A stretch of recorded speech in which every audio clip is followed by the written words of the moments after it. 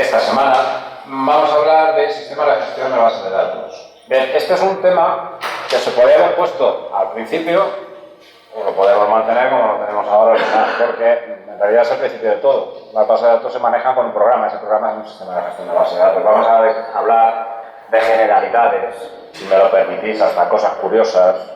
Vamos a hablar de quién comenzó todo esto y por qué los sistemas de base de datos son como son. Oracle, MySQL, SQL Server, todos parten de la misma idea y esa idea la desarrollaron en este comité. Y algunos apuntes sobre optimización, sobre todo de optimización de consultas. Bien, el comité este es en realidad sigue existiendo, es el comité de estándares. Aquí trabajamos con ISO, pues allí trabajan con ANSI. De todas maneras, el acrónimo ANSI os tiene que ser bastante conocido. En cualquier caso, estos hacen estándares de todo, pero montaron un comité para hablar de bases de datos. Y todo esto vino porque estamos justo en la época de los problemas de la crisis del software. Todo se manejaba con ficheritos y entonces los ficheritos no estaban bien controlados y entonces había mucha redundancia de datos. Los programas dependían de los datos de aquellos que no usaban y de ahí es de donde viene aquello de más vale tirar el programa a la basura y volver a empezar que modificarlo.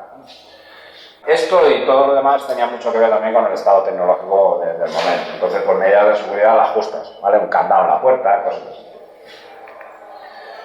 Las consecuencias es la propia crisis del software. A partir de ahí nació la ingeniería del software, aparecieron los métodos para desarrollar software, todo para intentar evitar todos estos problemas que se habían vuelto inmanejables en ese momento. Bueno, pues ese comité habló específicamente de bases de datos.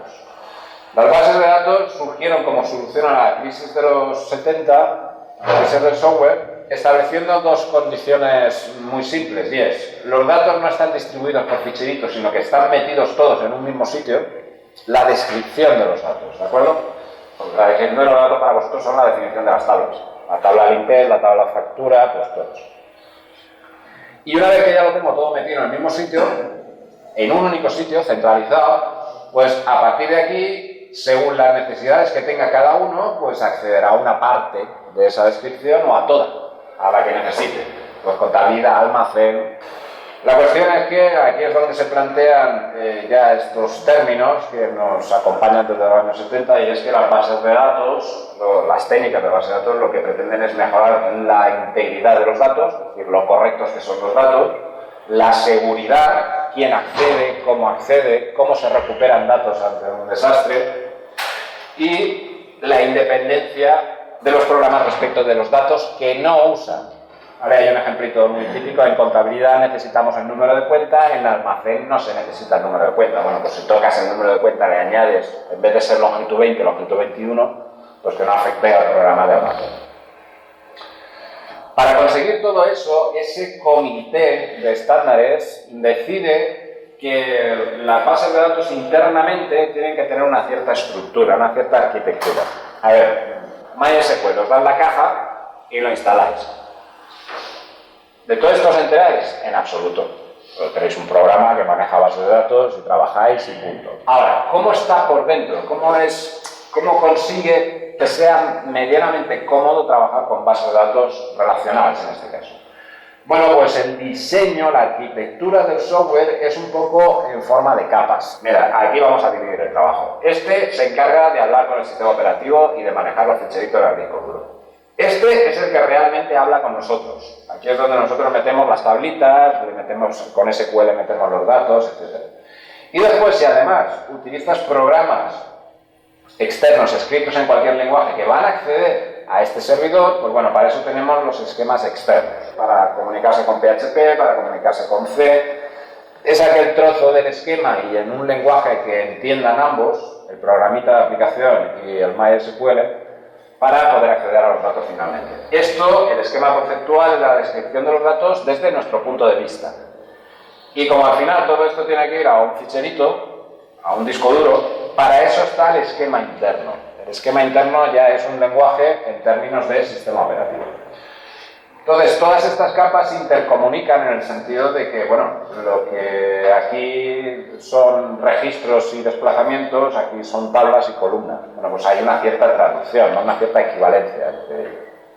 En cualquier caso, lo que nos interesa es que se establecen dos niveles de independencia. Por un lado, independencia física, y eso significa, yo trabajo con tablas, la tabla limpé, y eso está metido en un ficherito indexado con árboles B.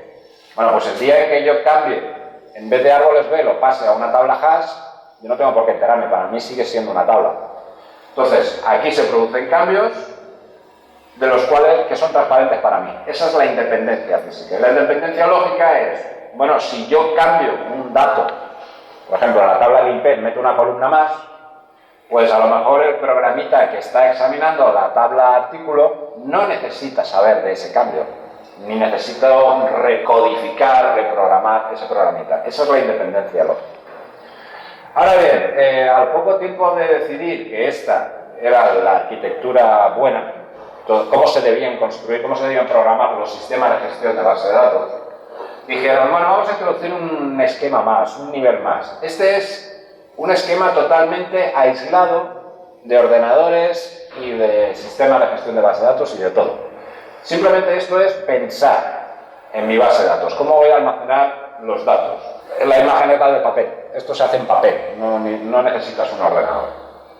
Una vez que tengo ese esquema, ya sé cómo quiero la base de datos, entonces es cuando ya sí que vuelvo a lo anterior, estos tres esquemas. Lo que pasa es que le he cambiado el nombre, esto se llama esquema lógico. Esquema lógico es lo que entiende ya una base de datos relacional, pero el resto sigue siendo lo mismo.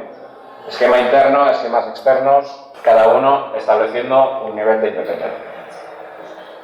Esto en realidad lo conocéis ya, ¿vale? Porque esto es pensar la base de datos, esto es meterla ya en forma de tablas porque voy a trabajar con ella. De esto no me entero porque esto lo maneja el MySQL, esto es como se almacena en el disco duro. Y esto apenas lo habéis utilizado. Si tengo un programita en PHP que accede, por ejemplo, a CD web, pues ahí hay un esquema externo. En el sentido de que yo solamente trabajo con tienda online, la base de datos de gestión, pero el resto de los datos de MySQL no me entero de que están ahí. Modelos de datos. Esto sí que ya lo conocéis más. Para el esquema conceptual se suele utilizar, nosotros decimos que se suele utilizar la entidad relacional, ahora se utilizan cosas más avanzadas, ¿vale? Para el esquema lógico se utiliza el modelo relacional, las tablas, la definición de tablas. Y para el resto, lo mismo. No lo habéis tocado, no lo conocéis. Aquí es de donde se habla de ficheros, de índices, algo de eso veremos ahora. ¿Qué es un sistema de gestión de base de datos? Vosotros conocéis lo de la SELECT, ¿vale? Yo le enchufo ahí una consulta y él me responde, más o menos bien. Bueno, eso es una mínima parte del sistema de gestión de base de datos. Digamos que tenemos lo que es el núcleo, que son todas aquellas cosas que sí que habéis tocado, pero que no sabéis que existen. Porque claro, de alguna manera tengo que manejar SQL, pues tiene que haber un modulito que interprete SQL. De alguna manera debo acceder a tablas. Bueno, para eso está el diccionario de datos. Ahí es donde me dice qué tablas hay, qué columnas tienen, cómo se llaman, etcétera, etcétera. He utilizado un usuario. Ese usuario tiene unos ciertos privilegios. Por supuesto, tenemos nuestras copias y nuestros sistemas de recuperación. Todo esto, digamos que es lo habitual. Pero aparte, normalmente, siempre viene acompañado de módulos adicionales. Con esto, la idea que quiero dar es que, vale, no es Heidi, es mucho más. Heidi es simplemente un programa cliente para acceder a un servidor, y el servidor es un programa muy complejo porque tiene una funcionalidad muy grande. Casi todos los servidores de base de datos ahora mismo están basados en una arquitectura cliente-servidor. Esto ya no es arquitectura interna, sino que es, a ver, ¿cómo accedo a los servidores? ¿Cómo se monta una red? ¿Cómo es Internet? Internet es un cliente-servidor a lo bestia. De tal manera que yo tengo una serie de ordenadores que únicamente trabajan con datos. Eso significa que este trabaja con datos en bruto. A mí me piden una select, yo le devuelvo los datos en bruto y después son los clientes los que lo ponen bonito, lo ponen en columnas, así en colorines. Todas esas tareas secundarias las realiza el cliente y descarga al servidor, de tal manera que el servidor puede dedicarse a otras cosas, que es, por ejemplo, atender a muchos clientes al mismo tiempo. Y además resulta que cada cliente no tiene por qué conectarse a un único servidor, se puede conectar a varios y trabajar con varios a la vez. Hablando ya de sistema de gestión de base de datos y concretamente en este caso de MySQL, estas son las tablas del sistema de MySQL. Bueno, hay una cosa que se llama el catálogo. Realmente el catálogo en MySQL es una base de datos que se llama MySQL. Vosotros como mínimo sí que veis el Information Schema, que es un conjunto de listas que trabajan a partir de la base de datos MySQL. ¿Qué hay ahí? Pues hay una tabla que te dice qué tablas hay en el sistema y hay otra que te dice, claro, para cada tabla si tiene claves ajenas, si tiene valores no nulos, etc. Los privilegios, ¿quién puede acceder a esas tablas? ¿Qué usuarios pueden acceder? Después, por supuesto, ya tiene toda la información, todos los metadatos que hacen falta para que MySQL funcione. Lo gracioso del asunto es que todas las tablas del sistema son tablas y se puede hacer una select para consultarlas.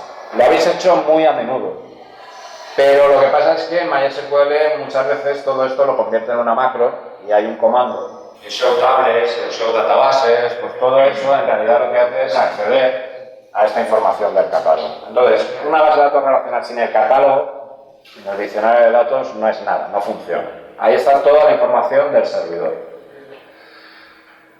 ¿En qué se cataloga el personal que trabaja en una base de datos? Bueno, pues según no sé quién, está desde los directivos hasta el equipo de mantenimiento. Vosotros estáis destinados por naturaleza y por formación a ser directivos, es decir, seréis jefes de...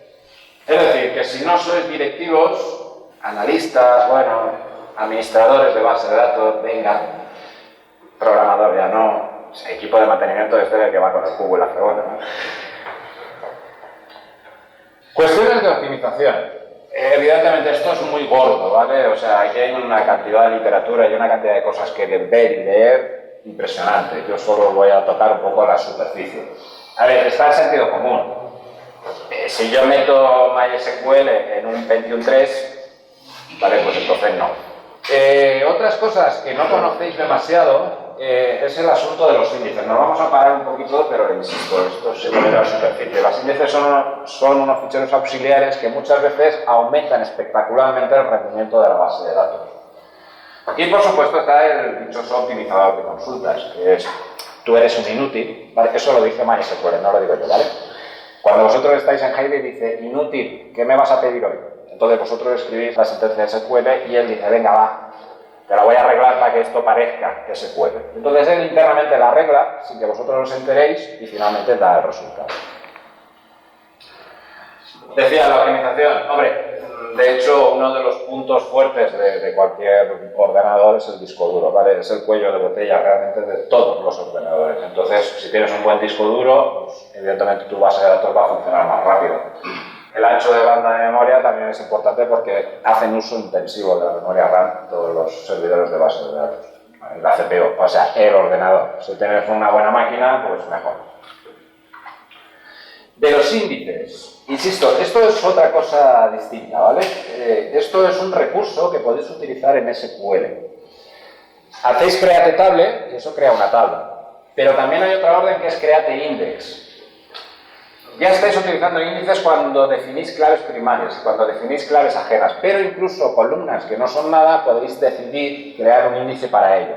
Pues no sé, suponte que accedéis a la tabla de usuarios muy a menudo por apellidos. Bueno, pues si es muy a menudo, a lo mejor te viene bien definir un índice, porque el índice no es ni más ni menos que un ficherito más pequeño que se maneja muchísimo más rápido que el fichero gordo donde están todos los datos. Ahí puedes hacer todas las búsquedas y entonces te dice, mira, lo que tú buscas está justo en este registro del disco duro. Después están los truquitos. Esto ya depende de cada sistema, pero bueno, esto suele ser más o menos general. Os podéis encontrar fácilmente el día que empecéis a trabajar, si vais a una empresa que trabaje más o menos con bases de datos habitualmente, os podéis encontrar de repente con que todas las tablas tienen clave primaria, enteros, o sea, numeritos. Códigos que se han inventado. En vez de esto, no, aquí utilizo el email, aquí utilizo el número de factura junto con el número de línea, vale, vais allí y de todo eso se han olvidado. Pues porque tienen problemas con la base de datos, no les responde con suficiente rapidez. Y entonces lo que buscan es obtener claves cortas y a ser posible sin duplicados. También está lo de utilizar char en vez de varchar. Ahí, insisto, hay mucha literatura y mucho que leer. Lo que está claro es que si introduces un fichero auxiliar, cuando vayas a insertar datos será más lento. Ahora, lo que hay que ver es si esa lentitud al insertar compensa con todo lo que te acelera la consulta, que es al final la orden que más se ejecuta. MySQL es peculiar porque como tiene la historia esta de los motores, no todos los motores trabajan de igual manera con las tablas. Unos están diseñados originalmente, se pretendía que fueran rápidos para trabajar en web. Otros ya son plenamente transaccionales, como DynamoDB. Bueno, pues cada uno, sobre todo en la versión libre, ofrece pues, unos pocos tipos de índices. Los árboles B son los clásicos de toda la vida y siguen funcionando perfectamente. Ya otro tipo de motores, como meterlo todo en memoria RAM, pues ahí ya se puede hablar de tablas hash, pues son más rápidas en la consulta, aunque no en la inserción. En definitiva, esta es la parte también de afinamiento, de tuning de la base de datos que hay que tener en cuenta cuando eres administrador de la base de datos. A ver cómo consigo acelerar la respuesta del sistema. Los índices los utilizáis, estáis utilizándolo y no lo sabéis, ¿vale? Pero cada vez que metéis un where, cada vez que hacéis un join, MySQL está intentando buscar índices que le faciliten la tarea. Por supuesto, todo lo que tenga que ver con ordenar, con encontrar mínimos y máximos, pues... El optimizador de consultas precisamente lo que hace es utilizar esa información para establecer varios planes de ejecución sobre una misma consulta. Dice, esto lo puedo resolver así o así. Puedo poner primero consultar esta tabla y después esta, o primero esta otra y después esta. Voy a hacer una estimación de tiempos. ¿Cuál va a ser más rápida? Esta opción, vale, pues lo vas a ejecutar de esta manera. Todo eso lo hace cada vez que mandáis una orden a Heidi, cada vez que hacéis una select. Lo que pasa es que no os enteráis, porque ese tiempo que en principio se pierde, compensa. Es decir, ese análisis previo, estadísticamente, al final resulta que tu sistema funciona muchísimo mejor. Teniendo en cuenta un montón de parámetros que vosotros casi no podéis controlar, como el tamaño de la tupla o cuántas filas hay en una tabla, los índices que hay definidos, todo eso lo tiene en cuenta. Hay una orden, si tenéis curiosidad, en MySQL que es explain, que le ponéis a continuación una consulta y os muestra el plan de ejecución, el que ha elegido, el que considera óptimo. Veis ahí, pues primero ejecuto esto, después esto, aquí utilizo este índice para comparar y concatenar las tablas, etc. Un optimizador de consultas, como cualquier programa, como cualquier software, está dividido en modulitos que sirven de entrada y salida los unos de los otros. Este esquema, realmente la parte curiosa que tiene es que muchos optimizadores de consultas están implementados con álgebra relacional. Esto que parecía una inutilidad, y bueno, esto me lo han puesto en el temario como todas estas cosas, simplemente para molestar. Bueno, pues se utiliza. Lo que hacen es coger la orden select, la orden SQL, y la trocean en mini consultas que se supone que se van a ejecutar una detrás de otra en secuencia, y lo hace en un lenguaje, en una forma, lo que llaman formas canónicas, es en álgebra relacional, ¿vale? Porque al final es como trabaja el modelo operativo. A partir de aquí ya todo lo que es cualquier software, compilador, intérprete de cualquier lenguaje. Aparte de que MySQL sea muy paciente con nosotros, nosotros también podemos hacer cosas para que MySQL trabaje más cómodamente. Y esto es lo que os decía. Sobre todo en el manual de MySQL hay una paginita que viene un montón de consejos de este tipo y que en el fondo lo que están diciendo, oye, que nosotros hemos implementado MySQL a nuestra manera. Si lo hace como nosotros lo hemos pensado, pues entonces funcionará más rápido. Esto no solemos hacerlo muy habitualmente, yo por lo menos no tengo esa manía. Yo cada vez, cuanto menos paréntesis, mejor. Bueno, hay gente que lo hace justo al revés, pone un montón de paréntesis. Bueno, pues esta tontería le molesta a MySQL. Tiene que dedicar un tiempo mínimo, vamos, inapreciable, a simplificar los paréntesis. Bueno, si se los ve ya simplificados, pues entonces trabajo hecho. Esto es más difícil de ver. A ver, ¿sabéis que podéis concatenar dos tablas simplemente con un where? O lo podéis hacer paso a paso, ¿vale? Con join. ¿Vale? Esto de join tabla, join tabla, join tabla. Y a continuación la condición por la cual se juntan esas dos tablas. Bueno, pues en MySQL esto es más rápido que esto. Es como decir, bueno, es que si tú me metes aquí todo el chorizo de condiciones, yo me tengo que pasar un rato determinando que esta concretamente se corresponde a la concatenación de estas dos tablas. Mientras que si me lo pones aquí, ya lo sé. Y entonces no tengo que buscarlo. es que, insisto, esto depende mucho de cómo esté montado por dentro el servidor, y en este caso MySQL. Otro de los consejos que dan los de MySQL es que si vas a utilizar dos tablas, pero una de ellas simplemente es porque vas a filtrar, es decir, no vas a mostrar nada de esa tabla, pues es mucho más eficiente coger la segunda tabla, meterla en una subconsulta. Esto va a funcionar más rápido que esto de aquí arriba. Si vas a construir índices, si vas a utilizar índices, mejor que utilices el tipo char antes que el varchar, porque MySQL lo ha hecho un tío, y el tío ha decidido, lo ha optimizado para utilizar índices con ese tipo de datos. La conclusión es que no os he contado nada, os he contado 4 tonterías de sistema de gestión de base de datos. Esto es un mundo, de hecho debería haber titulaciones de base de datos, lo que pasa es que queda mal.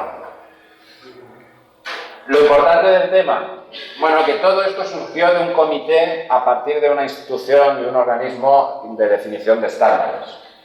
Por eso todos los sistemas de gestión de bases de datos relacionales en realidad son muy parecidos. Otra cosa es que después, claro, cada producto tiene sus añadidos, su forma y su filosofía.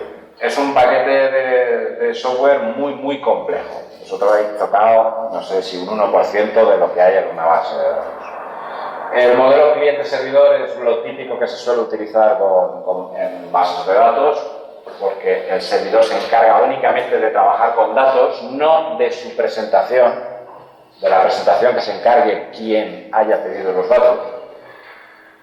Las bases de datos no es instalarlas y ya está, sino que hay que meterse muy profundamente en todos los parámetros de configuración y en todos los recursos que tiene para conseguir que la base de datos funcione a la perfección. Y después hay que tener cuidado en cómo se hacen las cosas. Hay un optimizador de consultas, sí, pero si tú ya te optimizas a ti mismo, pues mucho mejor.